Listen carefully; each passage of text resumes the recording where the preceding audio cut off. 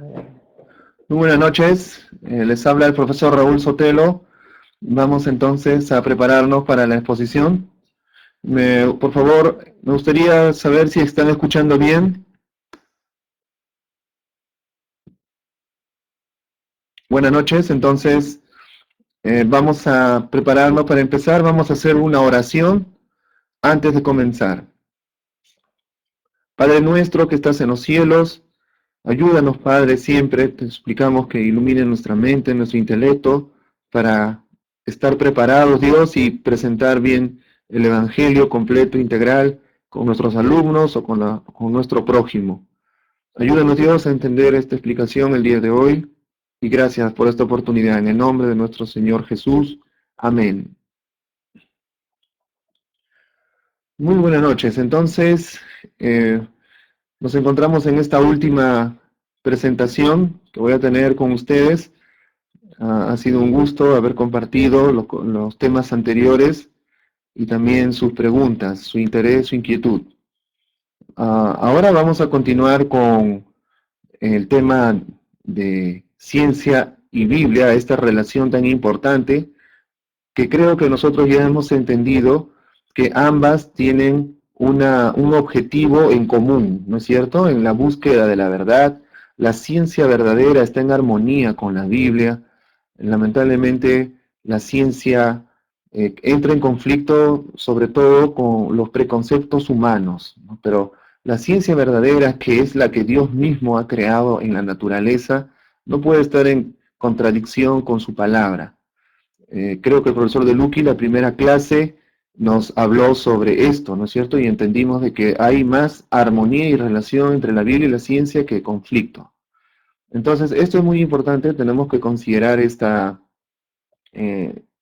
premisa para poder nosotros introducirnos en la ciencia. No obstante, nosotros sabemos que el enemigo, Satanás, se ha encargado de introducirse en todas las áreas.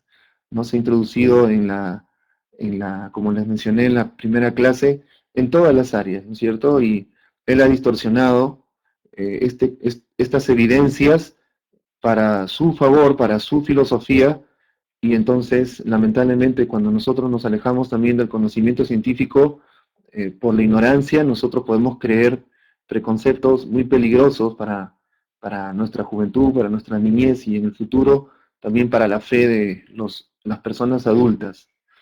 Entonces estamos nosotros consolidando esto, nuestra filosofía debe ser bien sólida y debemos estar nosotros tranquilos y seguros de que ninguna evidencia científica va a contradecir nuestro conocimiento, sino todo lo contrario, ¿no? Nos va a fortalecer muchísimo, ¿no?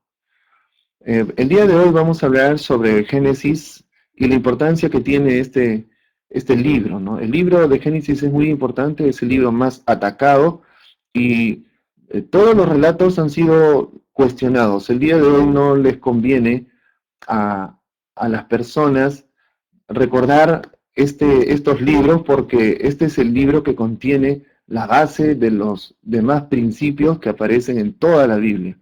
Entonces, eliminar la base es el propósito, ¿no? Eliminar el Génesis es el propósito principal. Entonces, el Génesis el día de hoy está siendo subestimado, ha sido despreciado, ha sido atacado fuertemente, y la verdad es que han desestimado tantas cosas de valor y de consideración, incluso para los cristianos, como por ejemplo eh, catalogarlo como si fuese un mito, una leyenda, un cuento antiguo, ¿no es cierto? Y de eso vamos a hablar ahora. Vamos a saber defender nuestra fe, nuestras creencias, primero entendiendo, comprendiendo el origen y la historia del relato de la creación en Génesis. ¿Está bien? Vamos a iniciar entonces. Tenemos nuestra presentación, es larga, es muy larga. Esta presentación la hicimos de manera especial para un seminario de ciencia y Biblia aquí en la universidad. Y vamos a empezar con nuestra presentación. Bien, cada cultura ha tenido su forma de ver el mundo, o sea, su cosmovisión. Cada cultura ha tenido su cosmovisión. lámina nosotros vemos a la cosmovisión, ustedes me dicen, se dan cuenta qué cultura es, ¿no es cierto?, la que está allí, la cultura maya, ¿no es cierto? Cada cultura tiene su cosmovisión, ellos entendían su mundo de acuerdo al mundo en que vivían, cultural, ideológico y religioso. Entonces vemos que ellos adoraban a muchos ídolos, eran idólatras, politeístas. Disculpe, ¿se ve ahora la diapositiva?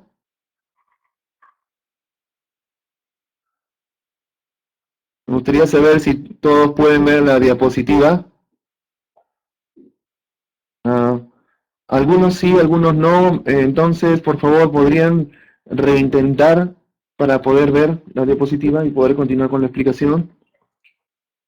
Sería conveniente si vuelven a ingresar al sistema porque nosotros ya cargamos la diapositiva. Entonces, al parecer, Dora, por ejemplo, menciona que sí lo ve. Profesor Ángel, profesora Jessie, si no lo ven, vuelvan a ingresar. Creo que eso podría ayudar bastante, ¿sí? Vamos a esperar unos 2 minutos para que ingresen nuevamente y luego el pastor seguirá con la clase. Muy bien, vayan conectándose entonces y van confirmando, por favor. Sí, vayan confirmando para poder continuar.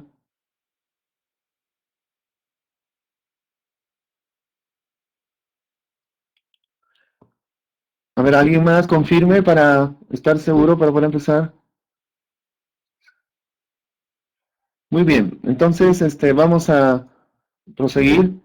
Entonces, cada cultura tuvo su forma de ver el mundo y lamentablemente, esto recuerden, si no tienen una orientación, si no tienen, como tuvieron los judíos, una revelación directa del Dios creador, el hombre se desvía. Si el hombre no tiene una guía que lo pueda orientar y para que puedan comprender la razón por la que uno está aquí en este mundo, en esta vida, va a tener diferentes formas de interpretar el mundo. Y eso es porque simplemente el hombre se alejó o se aleja de Dios, ¿no es cierto? Por eso los mayas tuvieron su concepción súper fuera de la concepción que uno debería tener realmente y el sentido que debería tener de la vida y del universo, ¿no? Los mayas, como otras culturas, como las nuestras también, aquí vemos otra lámina similar a la anterior, esta es de la cosmovisión andina, incaica, ¿no es cierto? Nosotros veíamos, también teníamos nuestros dioses, adorábamos al sol, a la luna, adorábamos a algunos animales, a la naturaleza, como a la tierra, como a la Pachamama. Entonces, tal vez podríamos justificar esa ignorancia, esa falta de orientación que tenían los judíos, pero no es en realidad una justificación, sino es que esto es así, esto sucede. Cuando no hay una guía directa, divina, el ser humano va a tener diferentes formas de interpretar. De la misma manera sucedió en las primeras culturas de la civilización peruana, perdón, de la civilización humana que se han registrado.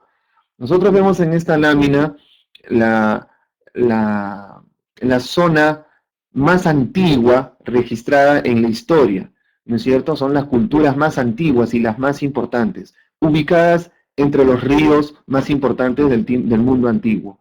En Egipto, en el río Nilo, y en la Mesopotamia, los ríos Éufrates y Tigris, ¿no es cierto? Estas dos culturas fueron las que desarrollaron y destacaron muchísimo en la antigüedad, y ellos también tenían su propia cosmovisión. Fíjense, estas dos grandes culturas tenían en su cercanía, en el centro, permítame mover aquí la flecha, en el centro se encontraban nada más y nada menos que la cultura que sí tenía la base y los principios, que sí tenía la revelación, esos eran los judíos, ¿no es cierto? El pueblo de Dios. En cambio, ellos no tenían, y al no tener, ¿qué es lo que sucede? Lo mismo que lo sucedió con los mayas y con los incas. Empiezan a interpretar a su manera el origen y destino del mundo y de la vida. Entonces, ahí es donde viene el problema y por supuesto el enemigo se encarga de confundir a esta gente, ¿no? en vista de esta confusión, ha sucedido un problema recientemente, aunque bueno, no tan recientemente, pero el día de hoy se está enfatizando más lo siguiente. Estas culturas tuvieron muchas tradiciones, tuvieron muchos relatos religiosos del origen del universo y del mundo, y de la vida aquí en la Tierra. Y estas culturas, los arqueólogos han descubierto algunas, algunas evidencias que para el día de hoy los estudiosos son consideradas incluso más antiguas que las evidencias del Antiguo Testamento y de lo que nosotros tenemos de nuestra Biblia. Me estoy refiriendo a arcillas de escritos más antiguos, algunos aún no están confirmados. Ellos dicen que incluso nuestros propios escritos que tenemos nosotros encontrados, ¿no es cierto? Vamos a seguir avanzando un poquito. Entonces, vamos a ver qué piensan recientemente los teólogos, y esto es una preocupación, porque no son otros estudiosos, no son filósofos, no son antropólogos, sino son teólogos los que están atacando y los que están el día de hoy tratando de confundir al mundo cristiano, y son personas respetables, son eruditos de mucha influencia en el mundo académico. Aquí ellos dicen lo siguiente. Este es un teólogo muy famoso que escribe en el año 94 y dice lo siguiente. Hay 4 formas de interpretar, vamos a entender 4 formas de interpretar el Génesis, el libro de Génesis. Ellos dicen primero que Génesis es un mito, ¿no? Y con poco valor histórico, o ningún valor histórico. Dice, en primer lugar, ellos están diciendo eso. Génesis es un mito, señores. Y Génesis 1, a partir hasta el 11 dice, no es un, otros dicen, otra aproximación dice, no es un mito, está bien, pero tiene sentido figurativo, es simbólico nada más. Y otros dicen, Génesis 1:11 no es ni un mito ni completamente literal, sino que tiene sentido parcialmente figurativo, ¿no es cierto? Y eso es, porque tiene poesía, lenguaje antropomórfico y un poco de teología. Es parcialmente figurativo. Y el otro grupo dice que Génesis debería ser tomado literalmente. ¿En qué grupo estamos nosotros, queridos hermanos? En el último, ¿no es cierto? Que consideramos que debería ser tomado literalmente. Pero hay 4 formas de acercarse, ¿qué le parece? Y la mayoría está en las 3 anteriores. Pero se ha preguntado alguna vez, ¿por qué a veces incluso algunos de nuestros hermanos cristianos dicen, por ejemplo, como en la segunda, Génesis es verdad, está bien, no es un mito, pero en realidad es simbólico nada más? Estas expresiones van a traer muchísimos problemas si no entendemos lo que vamos a ver a continuación. A ver, ¿qué es un mito? Un mito es una historia tradicional precientífica, ¿no es cierto? Normalmente gira alrededor de dioses y héroes, explica el origen de algo, ¿no es cierto? Y ese es un mito, no es científico, no es un relato real, verdadero, sino es simplemente una historia imaginaria, ficticia, que bien no puede ser real. Hermann Gunkel, que es otro teólogo de mucha influencia, que el día de hoy la mayoría de los eruditos lo siguen utilizando, vamos a analizar más luego quién es, él dice que Génesis es un mito y todavía marchito, o sea, que ya está muerto, es un mito antiguo de la antigüedad, una reseña de prosa tardía de uno de los mitos babilónicos de la creación.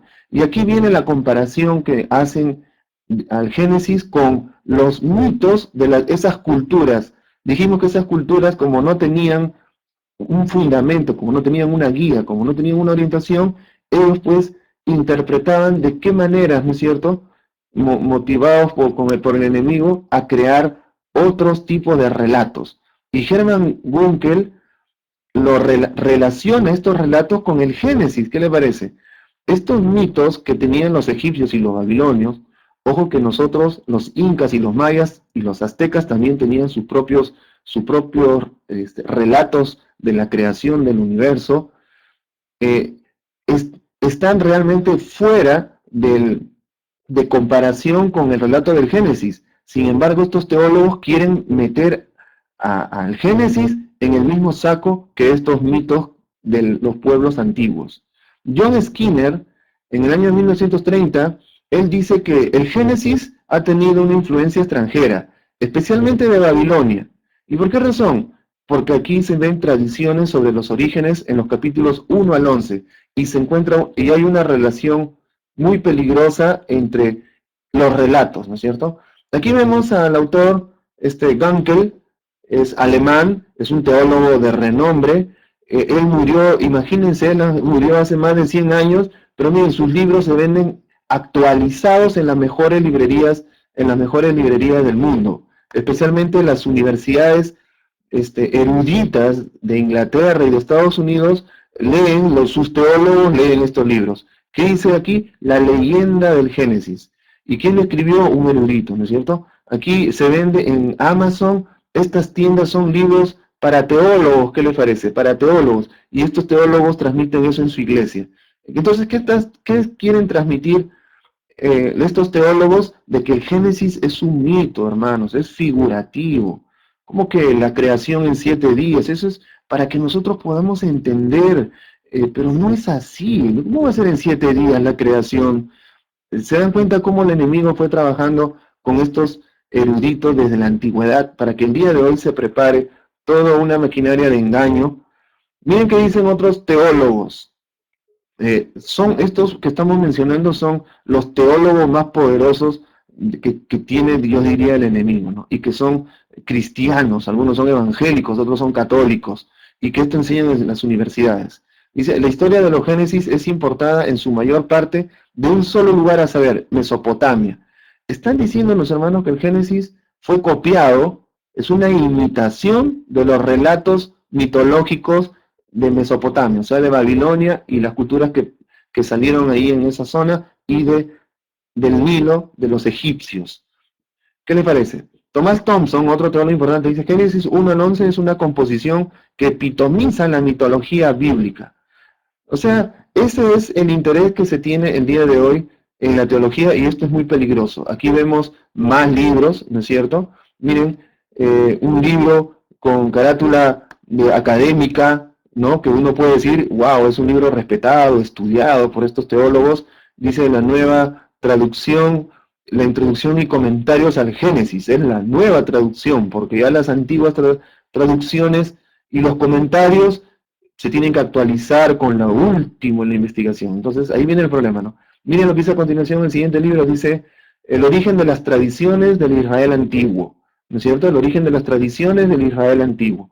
O sea, quieren, en otras palabras, confundir al cristiano diciendo que ellos han entendido que los relatos que se encuentran en el Génesis son en realidad mitológicos, ¿no? O figurativos, no podrían considerarse como relatos literales. Vamos a ver el problema con la teoría del mito, ¿no? Vamos a ver, considera el relato bíblico como no histórico. Entonces, ese es un problema. Lo consideraríamos, pero no es un relato histórico, ¿no? Este punto de vista no es coherente con la divina autoridad y la inspiración de la Escritura, porque nosotros creemos desde el primer versículo que es realmente literal. Nosotros no estamos leyendo un cuento de historia ni de fábula, ¿no es cierto? Nosotros sabemos que Jesús, Pedro y Pablo, quienes mencionaron Génesis 1,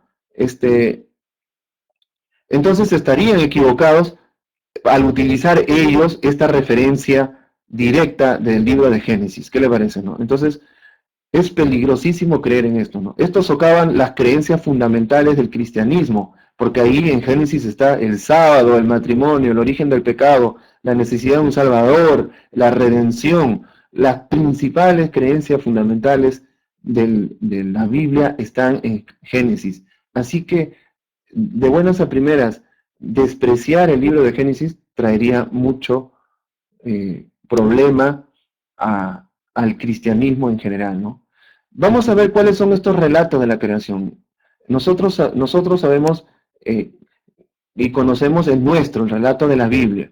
Pero en el antiguo cercano oriente, en los países vecinos a Israel, habían estos relatos que son muy conocidos. Usted alguna vez los escuchó. De esto vamos a repasar un poco ahora. La épica de Gilgamesh, el Enuma Elish y la épica de Atrahasis. Estos tres relatos, ¿qué les parece? Tienen alguna similitud, pero por tener esa similitud con el relato de la creación de la Biblia, ellos han argumentado que es suficiente evidencia para darse cuenta que el relato de la Biblia es una copia. ¿Qué le parece, no? Y también hay otros textos egipcios que tienen relatos similares a la creación. Vamos a seguir. La mayoría de los eruditos bíblicos aceptan la literalidad del texto de la creación en Génesis. La mayoría. Aquellos que no aceptan la literalidad del texto de Génesis deben explicar por qué Moisés consideró los días de la creación como literales. Moisés considera los días de la creación como literales y vamos a entrar ahora al punto, uno de los puntos más importantes que nosotros consideramos y sería peligroso si nosotros ponemos en la misma categoría de mito al relato del Génesis. Moisés declara que Dios escribió la ley con su dedo, en la cual el cuarto mandamiento hace referencia a la semana de la creación. Así que incluso nuestro mismo Dios hizo ese énfasis. Que la creación fue en una semana y lo vemos en sus mandamientos, ¿no? Y aquí vamos rápidamente a revisar el problema, uno de los problemas principales y que se refiere al día, ¿no? El significado de día. Algunas personas dicen que los días de Génesis son largos periodos de tiempo, argumentando que la palabra hebrea para día puede significar cualquier periodo de tiempo. También dicen que para el Señor un día es como 1000 años y 1000 años como un día. Entonces ellos dicen, para empezar, miren, no creemos que Dios o este mundo haya aparecido en 7 días, eso es imposible, ¿no es cierto? Es que ahí el primer problema es simplemente el que tiene que ver con la fe. Simplemente no quieren creer y simplemente no van a aceptar. Y por lo tanto, al leer la Biblia que dice que fue creado en 7 días, para ellos automáticamente no tiene validez, ¿no?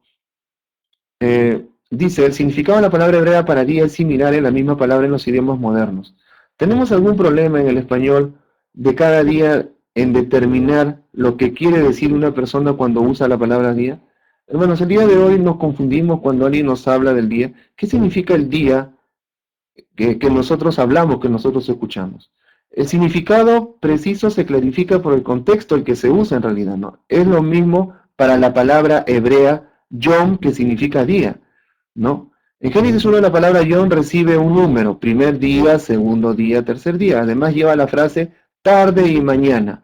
En otras palabras nos está hablando de horas de 24 horas, nos está hablando de días de 24 horas, porque hay un fenómeno astronómico que se llama rotación de la Tierra, y allí la Tierra rota, se tiene registrado históricamente que siempre está rotando en 24 horas.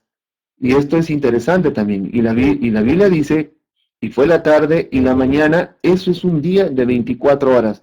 No nos está hablando de días figurativos, días que significan tiempo o temporadas, sino nos está hablando días de 24 horas, ¿no? Estos detalles indican que Yom se refiere literalmente a periodos consecutivos de 24 horas a la duración de rotación de la Tierra, ¿no? Como decíamos anteriormente. Muy bien, se ha argumentado que Génesis 1 y 2 son dos relatos diferentes de la creación.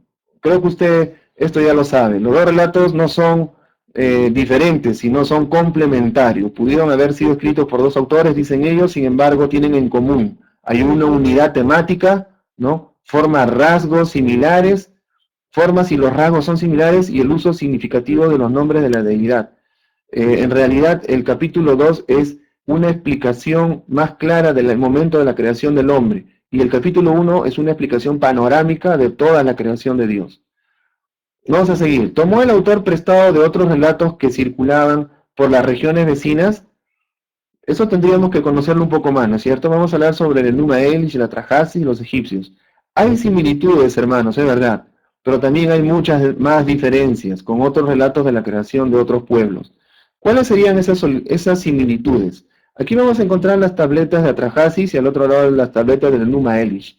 Si usted se percata, se va a dar cuenta esta es la primera similitud y la que trae suspicacia para estas personas, estos eruditos, estos teólogos que no son cristianos plenamente, ¿no es cierto? Que no creen en la Biblia plenamente, sino que ellos tienen su propia forma de interpretar. Vemos, por ejemplo, que las tabletas del Enuma Elish han sido encontradas y han sido catalogadas como las 7 tabletas de la creación, porque es un relato de 7 tabletas en la que ellos indican en 7 momentos la historia de la creación según ellos, ¿no? Según los babilonios. Y bueno, esa es la primera coincidencia, diríamos, o la sospecha, ¿no es cierto? ¿Cómo es posible que se haya encontrado un relato de la creación en 7 tabletas, ¿no? ¿Dónde estaría la similitud para nosotros? Con los 7 días de la creación. Aquí vemos un libro que se vende, que está aquí en la biblioteca, y vemos el libro, el Enuma Elish, y las 7 tabletas de la creación, ¿no es cierto? Está en inglés, en español no se puede encontrar ese libro. El Enuma Elish comienza, estas son las similitudes simples. El Enuma Elish comienza cuando en alto y el Génesis comienza en el principio. Ellos dicen, ven, se parece. El Enuma Elish muestra una conexión entre dar nombres y existencia, ¿no? Y en el Génesis la denominación de objetos es importante. ¿Ven? Otra coincidencia, dicen ellos, ¿no? El Enuma Elish y el Génesis implican caos al principio, es decir, si interpretamos la oscuridad y el vacío como caos, ¿no? En ambos el agua se divide en aguas superiores y aguas inferiores. El Enuma Elish está registrado en 7 tabletas y la creación de Génesis se completa en 7 días. Hasta aquí usted también estaría un poco preocupado, ¿no? Que tantas similitudes, y estas similitudes serán realmente seguras, convincentes de que ha habido una copia en el relato de la creación. Sigamos con las similitudes, ¿no? En el Enuma Elish se crea al hombre en la tabla 6, ¿no? Y en el Génesis el hombre es creado en el 6º día, ¿no? Y aquí hay más suspicacia que los eruditos estos argumentan, ¿no? En Génesis 1:2 dice la palabra traducida profundo. Esto es una exégesis que es una palabra no tan importante en este momento. Vamos a seguir, tenemos mucho que avanzar. Vamos a ver. Ahora vamos a notar las diferencias, ¿no? Las diferencias. Hemos visto las similitudes, ahora vamos a ver las diferencias. En el relato de la creación dice, o nosotros notamos, que es monoteísta, ¿no es cierto? En ningún momento da ni el menor indicio de politeísmo, ¿no? Vemos ausencia de referencias a otros dioses, evita mencionar al sol y a la luna porque eran deidades en las culturas vecinas. Tome nota que Dios dice lumbrera mayor y lumbrera menor y no habla de sol y la luna. El estilo literario particular en ambos relatos y en todo el libro de Génesis es realmente muy diferente a los del Enuma Elish o Gilgamesh o el Atrahasis o cualquier otro, ¿no? Y existe una estructura quiástica, hermanos. Esto sería interesante en algún momento que lo estudien, la estructura quiástica que se encuentra especialmente en el capítulo 1 y 2 del libro de Génesis. Eso es realmente sorprendente. Génesis es monoteísta, mientras que el Enuma Elish es claramente politeísta. El Enuma Elish es claramente mitológico, pero Génesis no solamente no es un mito, sino que es antimito, ¿no? Es una polémica contra la mitología pagana, un argumento contencioso que pretende establecer la verdad de una creencia específica y la falsedad del argumento contrario. Génesis deja claro que las cosas que la humanidad adora como dioses son poco más que las creaciones del único Dios. En el Enuma Elish, como en casi todos los otros mitos de la creación del Cercano Oriente, la creación se logra a través del conflicto y la guerra con mucho ruido.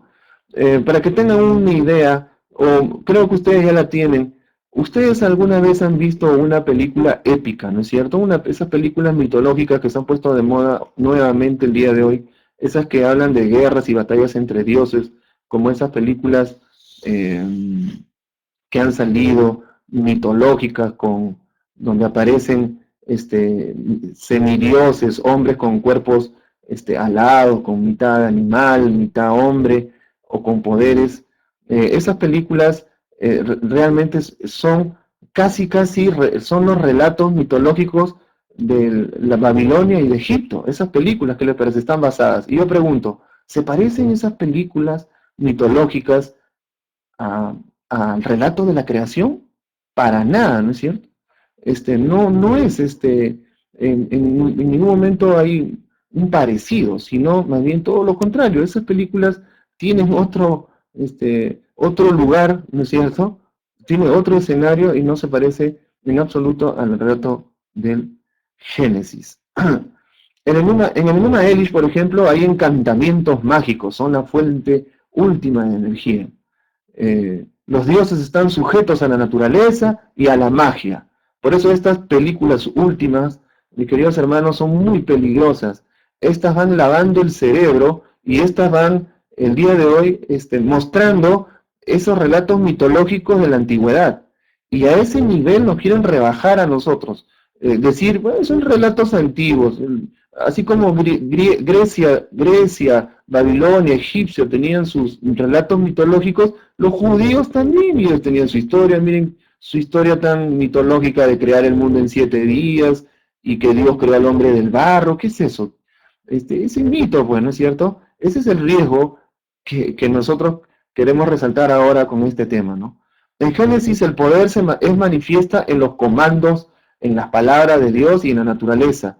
Es uno de sus súbditos obedientes. En cambio, como vimos en lo anterior, es diferente, ¿no? Los dioses babilónicos se identifican con la naturaleza, pero Dios en Génesis es creador y distinto, ¿no? Eso hay que notarnos. Nuestro Dios, nosotros somos criaturas y Él es el creador, y siempre habrá esa distinción, ¿está bien?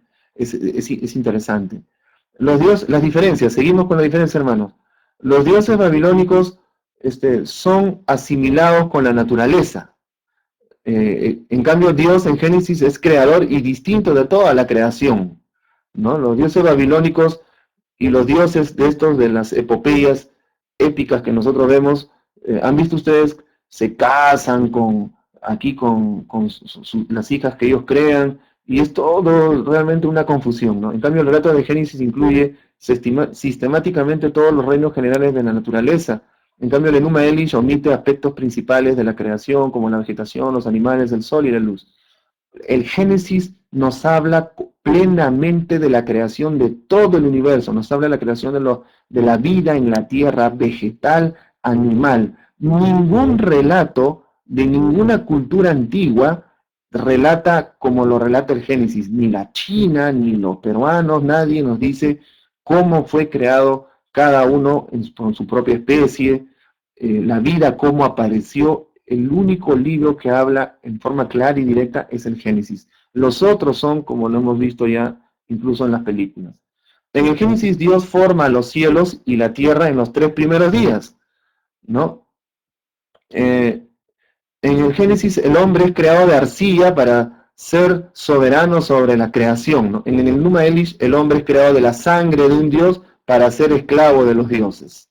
No hay comparación, ¿no? Ya nos estamos dando cuenta grandemente. Así que las otras similitudes, yo pienso que tranquilamente puede ser al revés. ¿Quién creen ustedes que ha copiado? ¿Nosotros o tal vez ellos? Y la otra también sospecha para nosotros es, Satanás también quiere confundir, ¿no es cierto? Por eso ha creado estos relatos paralelos a la creación del Génesis, ¿no es cierto? Los primeros capítulos de Génesis son claramente una historia de la creación.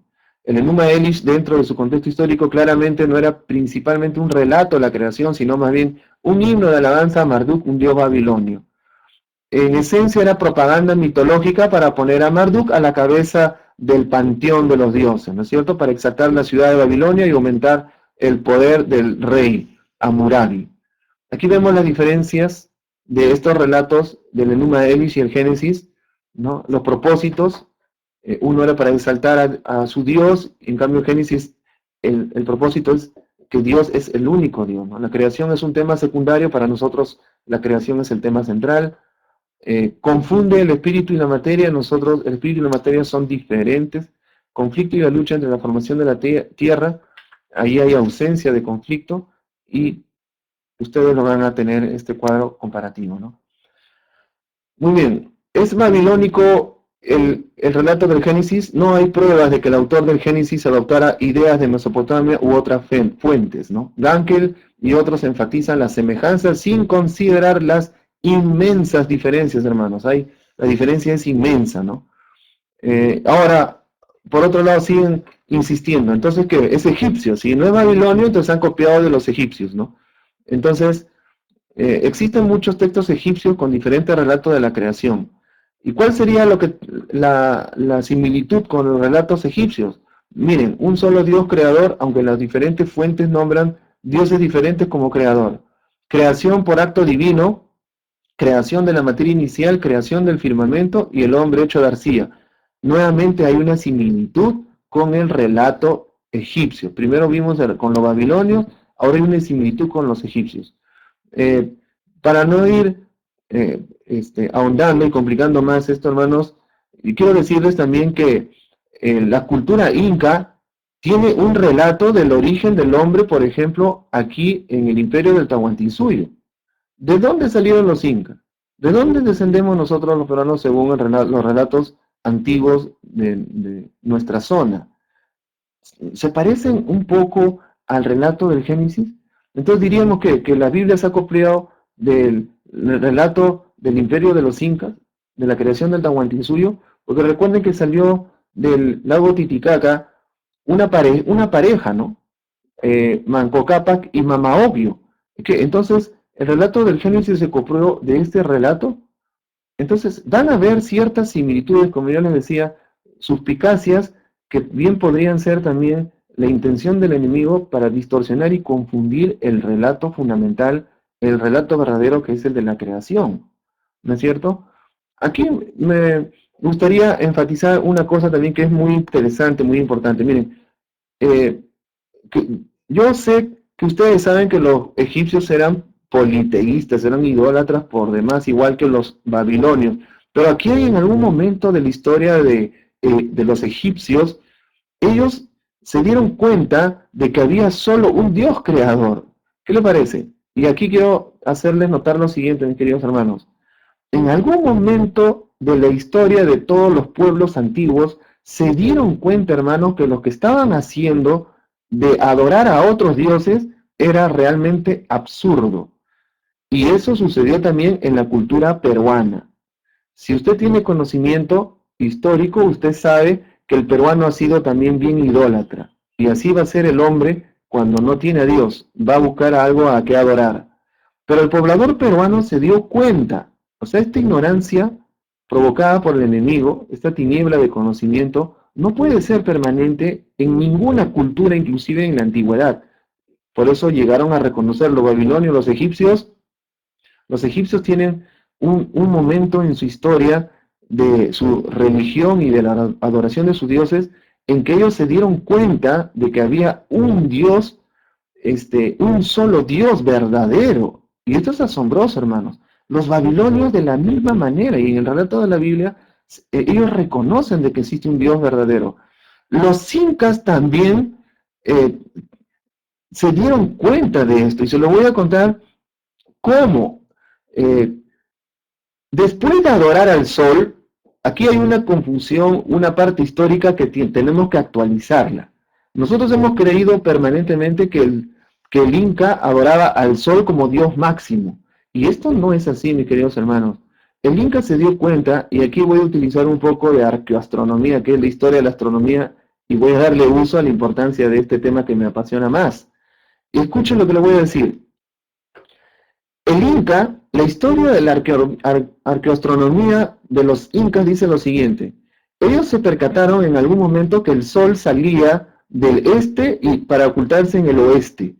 Entonces ellos en su entendimiento dijeron, en su cosmovisión dijeron, ¿cómo es posible que este Dios sea Dios si siempre sale por el mismo sitio y se mete por el mismo lugar? Si fuera Dios, saldría por donde le da la gana y se iría también de la misma manera, donde él quisiera ir. ¿Por qué siempre tiene que cumplir todos los días esta forma de salir y ocultarse? Ese pensamiento es la cosmovisión de ellos. A nosotros nos da risa, pero es que ellos adoraban al sol y entonces razonaban de esta manera. Entonces, ¿saben qué dijeron, hermanos? Basta, tenemos que encontrar al Dios de este sol. ¿Y saben qué hicieron? Lo encontraron ellos y dijeron, debe haber alguien que controla a este sol. ¿Qué le parece? En forma natural, Dios revela y hace notar a todos los pobladores esto, debe haber alguien que controla a su Dios máximo. Debe existir alguien más poderoso que el Dios máximo que tenían los incas. ¿Cómo se llamaba? Los incas le pusieron un nombre contemporáneo de ellos. Creo que ustedes ya lo saben, ¿no es cierto? Muy bien, ya lo pusieron a Huiracocha. Entonces, Huiracocha, podría decir, es como algunos quieren relacionar el nombre del Dios creador. No lo relacionemos porque hay mucha diferencia con nuestro Dios Jehová, pero digamos que ellos se dieron cuenta de que hay un Dios más todopoderoso y es único y el creador del sol. Así que actualicen, hermanos, este conocimiento. No era el sol el Dios más importante del imperio de los incas. Y ahí lo tienen ustedes muy bien, lo saben, era Huiracocha. Igual los egipcios, igual los babilonios, hermanos, es sorprendente. Ellos se dieron cuenta de esto, ¿no? Muy bien, ahí vemos las diferencias. Usted va a tener también el cuadro, ¿no? La creación del cosmos, los hombres, los animales, la vegetación. Nosotros vemos la creación del universo, de la tierra, con precisión. En cambio, miren, por ejemplo, Dios es creado, Dios no es creado, ¿no? Sino es eterno. Dios habla y todo aparece. En cambio, los dioses crean de varias maneras, ordenando, esculpiendo. Incluso, miren las cosas que hablan y meten. ¿Qué es esto, no? Esta es una confusión, una perversión, yo diría incluso, de la creación, ¿no es cierto? Los eventos creativos son cíclicos, los dioses se mezclan con la creación, en cambio Dios está separado de su creación, pero eso no significa que Él está alejado de su creación, sino está comprometido con su creación. Muy bien, la Biblia y otras cosmologías del antiguo cercano oriente, ¿no? Las semejanzas. Esto es no solamente en el cercano oriente, sino en todas partes se encuentran relatos similares como del diluvio, ¿no es cierto? Hay un héroe que salva con su familia, se construye un gran barco, se envían pájaros para determinar el nivel del agua, y el héroe adora al final el diluvio, ¿no? Aquí hay otra diferencia, otro cuadro en el que usted también va a tenerlo y va a revisar, va a ver la comparación. Vamos a seguir, a ver, adaptación de las historias diluviales al antiguo cercano oriente. Este es otro de los relatos que también ha llamado la atención, ¿no es cierto? Ha habido mucha suspicacia, un poco de confusión, pero de entre todos los relatos del diluvio, el único preciso es el que nosotros tenemos, ¿no es cierto? Vamos a ver, no hay suficientes indicios para la idea de que el Génesis adoptó material de los mitos del antiguo cercano oriente. Aunque hay algunas semejanzas entre el Génesis y la literatura del antiguo cercano oriente, las diferencias son mucho más significativas, ¿no? No hay paralelos reales en la literatura del antiguo cercano oriente para la tabla de las naciones en Génesis 10 o para la Torre de Babel, ¿no? Incluso en otros relatos de la Biblia hay algunas relaciones, ¿no? El segundo acercamiento hermenéutico es que era figurativo, ¿recuerdan? Decían, bueno, ya está bien, no es un mito, tienen razón, no es un mito el Génesis, perdón, nos equivocamos, pero no es tampoco literal, ¿no? Es figurativo, nos quieren decir algo, ¿no es cierto? Eso es lo que nos quieren decir ahora los teólogos eruditos, de renombre, elegantes, prestigiosos, dicen, está bien, pero ¿por qué quieren creer tan fanáticamente, no? Los adventistas, nosotros somos considerados fanáticos, extremistas, creemos exactamente, literalmente, y eso no es así, los cristianos no creemos así, eso es lo que ellos dicen, ¿no es cierto? El texto es más bien una historia o parábola, ideada para transmitir verdad teológica. Esto es peligrosísimo, queridos hermanos. Yo he tenido que eliminar unos videos porque no se pueden ver, son muy pesados, pero voy a darles una dirección, les dejaré también pendientes, no se preocupen que les vamos a entregar todos estos datos que les estamos ofreciendo, para que usted pueda ver. Usted tiene canal de cable, ¿no es cierto? Usted ha visto los programas culturales y científicos, History Channel, Discovery Channel, y yo por si acaso yo ni siquiera veo estos cables, yo leo y ni siquiera tengo televisión, por si acaso tal vez alguno se puede sorprender, que extraño, ¿no? Pero yo cuando he observado y he encontrado, por ejemplo, en uno de los últimos programas de History Channel, justamente un relato, el relato mitológico del Génesis, y nosotros no nos damos cuenta, tal vez no se nos pasó este programa, pero millones de jóvenes, millones de personas han captado este programa y han escuchado lo que dicen. La primera parte del programa dicen, ¿es verdad o no es verdad lo que dice la Biblia en el relato del Génesis? ¿Y saben qué responden los eruditos en este canal de mayor difusión que en la de nuestro canal Nuevo Tiempo? Dicen, Es verdad y no es verdad, son las dos cosas a la vez. ¿Cómo que es verdad y no es verdad? Bueno, es verdad la moral que presenta, es verdad los relatos de ética y de valores y de principios, eso sí es verdad, eso sí indiscutiblemente, pero es mentira todos esos relatos de la creación y de los milagros de Jesús. ¿Cuánto cree que puede afectar este tipo de programa, hermanos? Y si usted no está fundamentado, usted va a creerle, ¿no es cierto? Como la mayoría de las personas que no están fundamentados, entonces dicen, tienen razón estos eruditos. Incluso dicen, y encima son teólogos, y encima son teólogos, ¿no es cierto?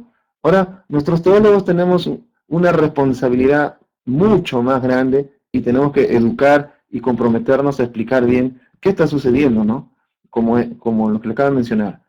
Aquí hay muchos teólogos, como vemos, que interpretan de diferentes maneras. Estos tres tipos que hemos puesto aquí son los teólogos más importantes que no son adventistas y son los teólogos que propagan esta creencia de que es figurativa la Biblia, ¿no? Génesis 1 debería ser como un retrato artístico, como una forma de teología historiada, ¿no?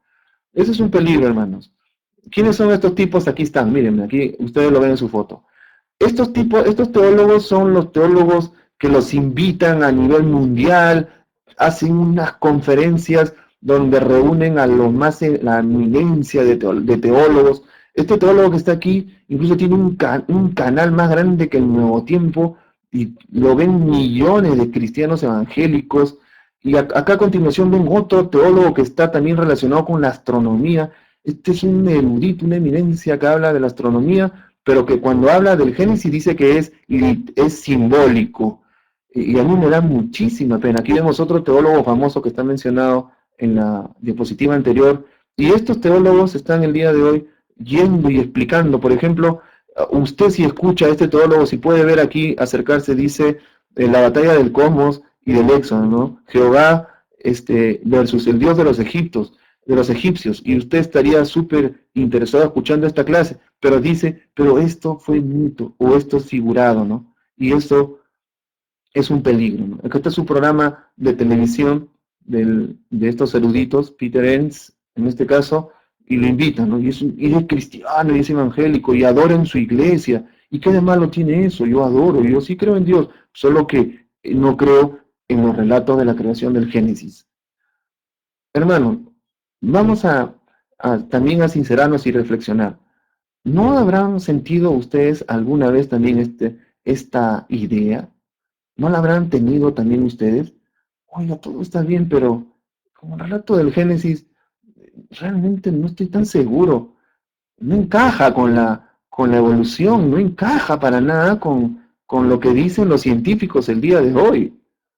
No habremos tenido esa duda, hermanos. Por eso se dan cuenta, ese es el riesgo y por eso estamos hablando de este tema ahora, ¿no es cierto? Ellos dicen que esta interpretación es equivocada. En Génesis 12 no tiene sentido sin el marco genealógico de Génesis 11, ¿no es cierto? Génesis 11 proporciona la genealogía de Sem, y esto vamos a analizarlo posteriormente. Vamos a avanzar un poquito más. Tenemos más diapositivas.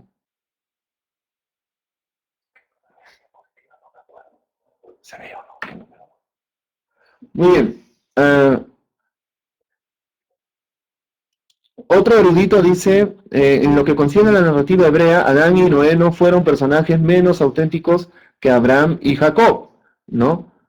Génesis 12 comienza con, y él dijo, indicando que lo que sigue es una continuación de Génesis 11. Vamos a continuar, perdón, por favor, un momentito. Muy bien. Entonces siguen ellos argumentando, tienen sus argumentos, los expertos están de acuerdo en que la estructura de todo el Génesis se basa en la frase de estas son las generaciones. No está refiriéndose aquí a la genealogía, un estudio, una crítica que se hace a la genealogía en el libro de Génesis. Eh, Insisten ellos en que deben tomarse como figurado o parábola, ¿no? Como dicen, ya Jesús utiliza bastantes parábolas, ¿no es cierto? Igualito, pues el Génesis 11 también, perdón, todo Génesis en realidad es parábola también, ¿no? Como la del Nuevo Testamento, ¿no? Vamos a seguir, a ver, viendo. Estos otros eruditos también argumentan lo mismo, ¿no? Es improductivo preguntarnos qué cosas creó Dios en el primer día. El texto nos trata sobre cosas, ¿no? Un examen del texto de Génesis 1 muestra 22 cosas creadas, y aquí vemos algunos datos interesantes que usted va a poder continuarlo investigando personalmente. Los escritores del Nuevo Testamento toman el contenido de Génesis como literal, eh, y eso nosotros lo vemos en 25 pasajes del Nuevo Testamento que se refieren a Génesis 11. Así que aquí empezamos ahora a desmentir lo que ellos dicen, ¿no es cierto? Jesús se refiere al relato de la creación en Mateo 19, del 4 al 6, y en Marcos 10, 6 al 8. No hay ninguna indicación de que Jesús considerara los relatos de la creación de Adán y Eva como alegorías, como si fueran mitos. Él cuando habla de Adán y Eva, él habla de manera segura, convincente, ¿no es cierto? Vamos a ver, el relato de la caída es considerado como literal por los escritores, que está en el Génesis, ¿no es cierto? Se menciona la muerte de Abel, el diluvio es considerado un evento histórico por Jesús y los apóstoles. Ahí tienen ustedes todas las evidencias para mostrarles a nuestros hermanos evangélicos y católicos, ¿no? La genealogía de Jesús incluye 20 nombres sacados de Génesis, así que el Génesis es muy importante. Algunos estudiosos han sugerido que Jesús y los apóstoles simplemente acomodaron sus enseñanzas a las ideas de la cultura vigente, ¿no? Esa posición es insostenible. Jesús no aceptaba mencionar Génesis 1 y 2 en su discusión sobre el divorcio. Pablo no necesitaba mencionar la creación de Adán y Eva para afirmar su posición sobre la autoridad del hombre sobre la mujer. Ellos utilizaban ampliamente el libro de Génesis. La tercera aproximación de Génesis es peligrosa también. Dice que Génesis no debe tomarse como enteramente mítico o figurativo, pero tampoco como enteramente literal, ¿no es cierto? Como les dije, lo que pasó en History Channel, ¿no?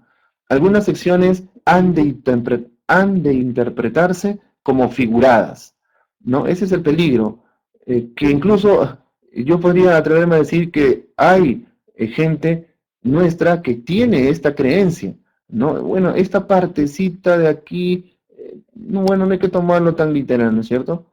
Así argumentan ellos. Este es el punto de vista más peligroso porque sugiere que el relato del Génesis es literal, pero que no dice lo que dice, ¿no? Los días de la creación son días regulares, pero no deben tomarse literalmente, ¿no? Son prosa narrativa exaltada, no debemos imponer una hermenéutica literal sobre el texto. Los días del Génesis no deben tomarse literalmente, sino analógicamente, periodos. No todo el relato debe tomarse como secuencia histórica. Yo le voy a dar una aplicación para que usted se percate. Según el relato de la creación Génesis 1, el sol, la luna y las estrellas, o la lumbrera mayor, la lumbrera menor y las estrellas fueron creadas, ¿qué día? El cuarto día. Esto trae una confusión y un problema si es que usted tiene simplemente la perspectiva científica evolucionista de cuándo aparecieron los astros. Y ahí usted va a tener problema si usted se deja influenciar por esta perspectiva. No hay ningún problema, mis queridos hermanos, de que el Sol haya sido creado después de la Tierra. Aunque hay algunas interpretaciones que sugieren de que el Sol ya estaba creado antes que Dios hiciera las cosas en la Tierra, déjenme decirles que esta interpretación es muy peligrosa, mis queridos hermanos. La Biblia en realidad no dice que el Sol estuvo creado antes. Dice más bien en forma más clara que estos astros se crearon el día cuarto. Y la discusión del primer día no hay ningún problema, mis queridos hermanos. Porque en la Biblia está demostrado, en el libro de Apocalipsis, cuando dice que la tierra nueva y la vida nueva serán renovadas, el sol, la luna y las estrellas no serán necesarias. Y esto es un recordatorio para hacernos a nosotros nuevamente recordar que para que haya vida en la tierra no son necesarios los astros, mis queridos hermanos, solamente es necesario Dios. Luego Él pone elementos que van a servir para el sustento de la vida aquí en la tierra. Pero el inicio no es el sol, sino Dios. ¿Se dan cuenta? Esto lo hemos analizado, me parece, en la primera clase, cuando hablamos de que los elementos materiales no son lo más indispensables para la vida, como el agua o el sol, sino es Dios mismo, ¿no?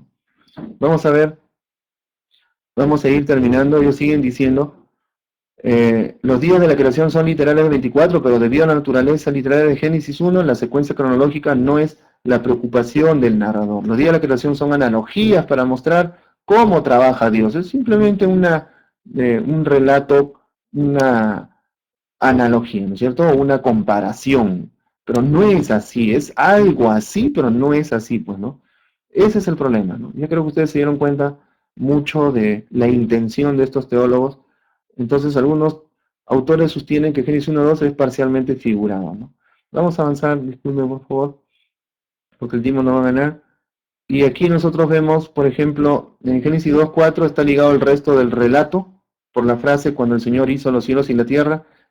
Jesús no distinguió entre Génesis 1 y 2 en ningún momento. Cuando citó ambos capítulos al responder a la pregunta sobre el divorcio, él cita Génesis 1 y cita Génesis 2, ¿no? Y la otra argumentación es, Génesis 1 es poesía, ¿no es cierto? Génesis 1 no sigue la forma de los poemas, no es un poema, no es una prosa, ¿no es cierto? Las convenciones lingüísticas y el tono doxológico de los himnos o poemas conocidos en el antiguo cercano oriente, ¿no? Aparte de Génesis 49, todo lo del Génesis es prosa. Génesis 1 no fue escrito usando el paralelismo poético hebreo, sino la estructura prosaica normal. Contrasta con Salmo 104, que es una descripción poética de la creación. Nosotros, los eruditos han diferenciado bíblicos, inspirados por Dios, han diferenciado lo que es prosa y por eso existen los libros de Salmos. Hagan una revisión para que se den cuenta. Vamos a avanzar para ir terminando. Vemos ahora un análisis lingüístico vamos a dejarlo esto, por favor. Voy a avanzar un poco, ustedes lo van a tener, van a poder analizar y revisar de algunas palabras hebreas que pueden traer alguna confusión. Algunos autores creen que puesto que los 7 días eran un símbolo de la perfección en el mundo antiguo, el autor del Génesis lo usa como una fórmula estereotípica, en vez de un periodo de tiempo literal. O sea, como el número 7 era un número, digamos, de moda en los babilonios y los egipcios, también los judíos utilizaron eso, ¿no? No tienen nada que ver, ninguna razón sólida, ¿no? Algunos problemas con este análisis, ninguno de los textos antiguos citados en el cercano oriente que relacionan los 7 días con perfección tiene nada que ver con la creación, ¿cierto? Vamos a avanzar, disculpen por favor, vamos a analizar ya las conclusiones de esto que acabamos de ver. El relato de la creación de Génesis es similar, es lo que tenemos que argumentar nosotros. Es verdad que es similar, pero diferente, significativamente diferente de los relatos del antiguo cercano oriente. No hay base literaria para creer que el relato de Génesis es mito, figurativo o poesía, ¿no? Según la Biblia, Dios crea de la nada, sin precondiciones, o sea, ex nihilo, de la nada. No es que había materia ya preexistente, no es que el sol ya estaba ahí desordenado, en caos, y Dios vino a ordenar. No, así no fue la creación, ¿no? Todos los mitos y épicas de la creación fuera de la Biblia asumen que los dioses crearon a partir de lo que ya existía. La Biblia no, hermanos, por eso hay que tener mucho cuidado, le dije, con eso de que ya existía el sol y que Dios simplemente vino aquí a ordenar la tierra. Eso es más parecido a los relatos míticos de los babilonios y los egipcios. Jesús y los apóstoles validaron el relato de la creación y el diluvio. Nunca nos olvidemos de eso. Vamos a analizar. La Biblia afirma ser la palabra autoritativa de Dios. Dios dirigió lo que iba a ser escrito, ¿no es cierto? Tenemos que recordar el principio de revelación de las Escrituras, de inspiración, ¿no es cierto?, de revelación y de la transmisión de los escritos. No ha sido, como vamos a ver más adelante, esta singularidad es aceptada incluso por aquellos que sugieren una influencia de la literatura del antiguo cercano oriente. No la tienen los escritos de estas culturas, estas precisiones de cómo fueron descritas estas historias. La idea de adaptación a partir de literatura pagana va en contra de los principios divinos básicos, ¿no es cierto? O sea, los judíos y los cristianos el día de hoy deberíamos también ser y tener, como lo tenían ellos, la concepción clara de eh, adaptar, o sea, copiarnos. La idea de copia de la literatura pagana va en contra de nuestros principios, hermanos. ¿Qué le parece? ¿Qué tal ejemplo que nosotros encontramos? Dios decía continuamente a su pueblo que no adoptaran nada de las naciones paganas. Constantemente decía, no imiten a los idólatras, a los paganos. Constantemente Dios nos dice eso. ¿Piensan ustedes que un judío tradicional, un judío conservador, un judío que sabía, que quería apartarse de la contaminación de sus vecinos, tranquilamente va a ir y se va a copiar un relato de la creación de su vecino pagano, idólatra, y con toda normalidad va a ir y enseñarle al pueblo de Dios un relato copiado, un relato de segunda mano? Imposible, hermanos. Y así nosotros somos una nación que está sustentada en un relato de primera mano. El resto es de segunda mano, que ellos han copiado, no nosotros, hermano. Ellos no debían ser como las otras naciones en su adoración de otros dioses y su obediencia. Deuteronomio 18, 9 al 14 es hermoso en precisar esto. Nosotros somos una nación santa, no deberíamos contaminarnos ni siquiera con esto. A veces nosotros me da mucha pena, copiamos e imitamos, a veces imitamos letras, a veces imitamos canciones, a veces imitamos modelos del paganismo o del pseudo cristianismo. Y aquí hay otra aplicación que estamos viendo, ¿no es cierto? Dios es celoso, Él no quiere que nosotros adaptemos, ¿no es cierto? Que copiemos, imitemos a otros, sino que nos mantengamos puros. Hasta aquí podemos ver una pureza en la naturaleza de Dios. El relato de Génesis es tan singular y diferente de otra literatura del antiguo cercano oriente que algunos eruditos creen que el relato de la creación es en realidad una polémica en contra de los mitos de la creación del antiguo cercano oriente. Si la perspectiva de Génesis 1.11 es tan opuesta a la literatura del antiguo cercano oriente, ¿por qué el autor de Génesis 1.11 habría de copiar de los mitos antiguos? Aquí tiene una serie de referencias, hermanos. Creo que usted ya se dio cuenta. Génesis, el libro de Génesis, es la base de todas nuestras creencias fundamentales. Mi querido hermano, aquí yo le invito a que pueda seguir revisando este material y que usted también pueda seguir ahondando en cada tema que yo sé que usted va a estar interesado en la fundación del hogar, el matrimonio, la relación de la pareja, creados a imagen y semejanza, la ética, las leyes, la alimentación, todo eso se encuentra ahí en el Génesis, las leyes, los mandamientos de Dios, todo eso se encuentra ahí en Génesis. ¿Cómo Satanás no va a querer atacar al libro más importante de todos? Y ese es el libro de Génesis, hermanos. Usted tiene que estar preparado para defender bien su fe y sus principios. Bueno, que Dios lo bendiga. Si usted tiene alguna pregunta, alguna duda, vamos a escucharla ahora o vamos a leerla ahora.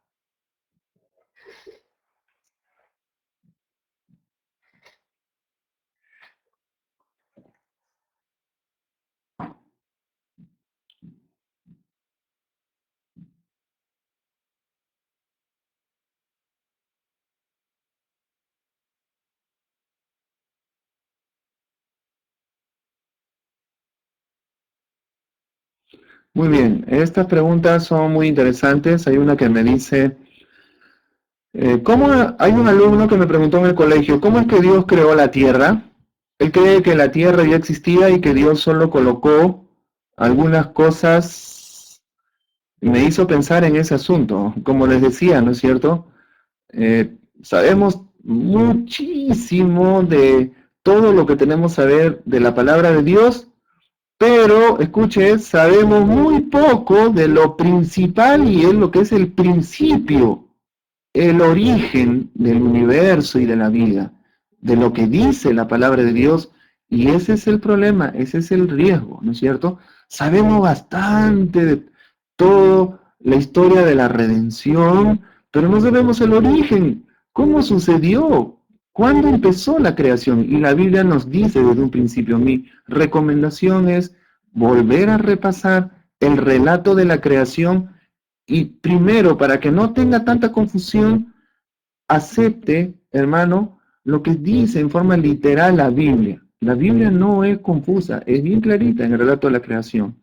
La tierra fue creada, dice, la creación de Dios es ex nihilo, de la nada. No había aquí una tierra preexistente o no había material preexistente. Dios la crea con su voz, orden de mando, con su propia mano, dice en otro versículo que hemos leído, ¿recuerdan? Creo que me estoy debiendo los versículos, se los voy a enviar. Dios crea todo con su mano. Él es Dios creador y todopoderoso. La tierra fue creada así, hermanos. Y escuchen lo que les voy a decir. Los científicos concuerdan lo que está diciendo la Biblia. Antes no había nada, hermanos. Los científicos el día de hoy, sus famosas teorías están cada vez más adaptándose a lo que la Biblia dice. No es al revés. Nosotros no nos adaptamos a lo que los científicos dicen. Por ejemplo, antiguamente ellos decían que la materia era eterna. Y siempre ha dicho la Biblia que la materia no es eterna. Dios la creó en un principio. Y hoy los científicos dicen, tiene razón las Sagradas Escrituras, la materia se formó en un principio que ellos le llaman Big Bang. Antes no había materia. ¿Qué le parece? ¿Quién es el que va a ir cambiando su perspectiva? No somos nosotros, hermanos, son ellos, ¿no es cierto? Entonces hay que decirle al alumno que Dios es el creador y tengan fe, mis queridos hermanos. Confíen en la palabra de Dios. Yo sé que ustedes van a encontrar mayor información en este diplomado. Vamos a enviarle esa bibliografía que ustedes están requiriendo para que puedan dar respuesta a sus alumnos. ¿Está bien? Estas preguntas que tienen que ver ya básicamente de ciencia, de los orígenes. Otra pregunta dice,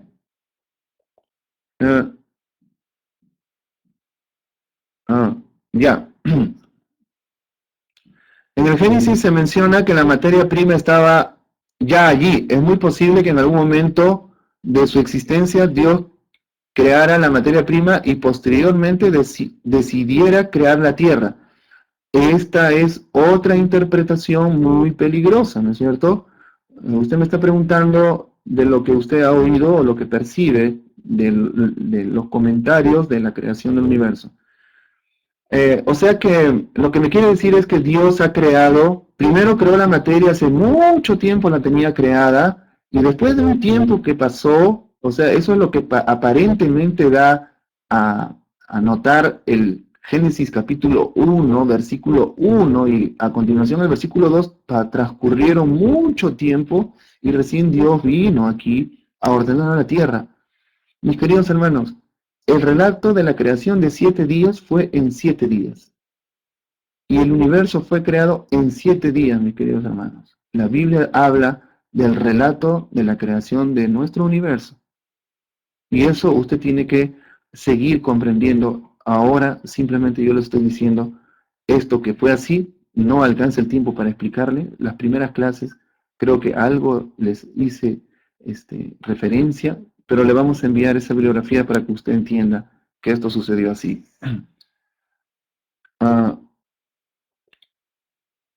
Bueno, y todo lo que hay en ella, dice, la tierra estaba desordenada y vacía. Pero no se refiere que nuestro Dios es desordenado, sino que estaba el momento de la creación da un inicio, ¿no es cierto? Todo lo que se inicia, lo que inicia un artesano al principio es material, sin forma, pero él va procediendo, ¿no es cierto? Pero no significa que el material que va a utilizar en un inicio, que tiene en sus manos en un inicio, como por ejemplo una masa de arcilla o un kilo de arena o de cemento, que sean malos o desordenados o estén caos. Ese es el problema de la traducción de lo que dice la Biblia en el principio. No se refiere que en el principio la tierra estaba en un completo desorden, en un caos confuso, sino se refiere que estaba en la primera etapa de la formación de un artesano divino. Y es esa diferente perspectiva la que nosotros nos hace comprender de que Dios ahora empieza su creación de manera ordenada. No empieza del desorden, empieza con materiales iniciales. Esa es la idea Desde el principio estaba desordenada y vacía. Lamentablemente la traducción en el español no es la correcta. Dice, ¿cómo es el caso de los demás planetas que están en el universo? A ver, la primera clase, recuerden que los planetas no están de sobras, no son sobras, no es material que le quedó a Dios y Él lo va, y bueno, quedó ahí, ¿no? ¿Qué vamos a hacer? Todos los cuerpos en el espacio, absolutamente todos los cuerpos en el espacio, hermanos, son útiles para la Tierra. ¿Qué le parece? Miren, yo me voy a atrever a decirles una clase avanzada de astronomía. Ustedes escucharon las teorías del famoso Albert Einstein, que se llama la teoría de la relatividad. Algunos nos hemos percatado porque nos hemos asustado de la famosa ecuación de Albert Einstein, pero para que no se asusten, él les puso a su nombre, a su teoría, le puso un nombre para que entendamos como más claro ya no puede ser. Su teoría se llama, hermanos, teoría de la relatividad. ¿No le dice algo ese nombre? Significa que esta teoría es de la relación, hermanos. El universo está relacionado. Escuchen lo que le voy a decir, y aquí hay una aplicación de la ciencia y la Biblia. El universo está relacionado. El universo no está desconectado de sí. Hay una relación en todo el universo. Lo que pase en algún rincón del universo en algún momento va a afectar a nuestra Tierra. ¿Qué le parece? La explosión de una estrella en la galaxia más lejana, en algún momento sus elementos van a llegar aquí a la Tierra. Y Dios no ha puesto los cuerpos por gusto, hermanos. Dijimos en las clases anteriores que los planetas cumplen una función de protección a la Tierra. Si no estuvieran los planetas alrededor nuestro, especialmente estos grandes planetas gaseosos, nosotros tal vez hubiésemos tenido dificultad para estar aquí en la Tierra, pero Dios creó estos planetas con un propósito extraordinario. El universo, como dice la Biblia, los cielos cuentan la gloria de Dios, es una evidencia, es una puerta grande, enorme, para traer evidencias de que Dios es nuestro creador. Y todo está relacionado, por si acaso, todo está relacionado.